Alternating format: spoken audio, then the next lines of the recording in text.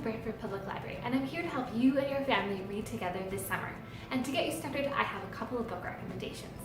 One thing that's wonderful about family reading time are the conversations that happen during and after reading a book.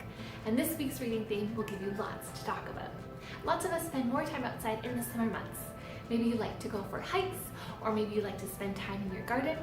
And spending more time outside reminds us of the importance of taking care of our environment. This week's reading theme will help us think about our environment, how we can take care of it, and what could happen if we don't. Make sure you check out our Family Book Club activity page on the BrantfordLibrary.ca website for more book recommendations and questions to talk about as a family. My first pick for you today is Bee and Me by Alison Jay. This wordless picture book tells the story of a bee who befriends a little girl despite her initial reaction to grab the fly swatter. But the city where they live doesn't have nearly enough flowers for the bees, so the girl and the bee go on a fantastical adventure in search of flowers. The beautifully detailed illustrations of the story make it so much fun to narrate this book together, drawing on the images and your own imagination to fill in the story. My next pick for you is Fuzzy Mud, written by Sachar, also the author of Holes. I want you to close your eyes for a second and picture fuzzy mud. It's oozing, slimy muck with a green, yellowish fuzz on top.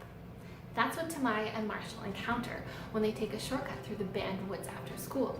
But what they don't know is this is actually a mutation of a top secret biofuel that's being developed nearby. And it's deadly to all living things.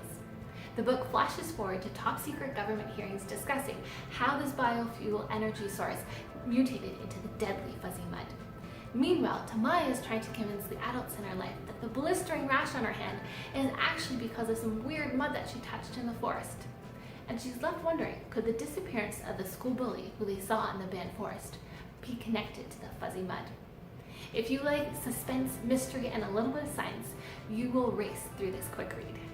My last pick for you is a wilderness survival story, but it's not your typical survival story. The Wild Robot by Peter Brown is about a robot shipwrecked on an island and how that robot learns to survive. But how well can a robot programmed to behave in certain ways adapt to life in the wild? This is a gentle yet thought-provoking story that draws you into life on an island of animals and a strange robot, and how that robot improbably begins to develop connections with the animals. Short but impactful chapters keep everyone interested, and the illustrations throughout the book further draw you into the Wild Robot's world.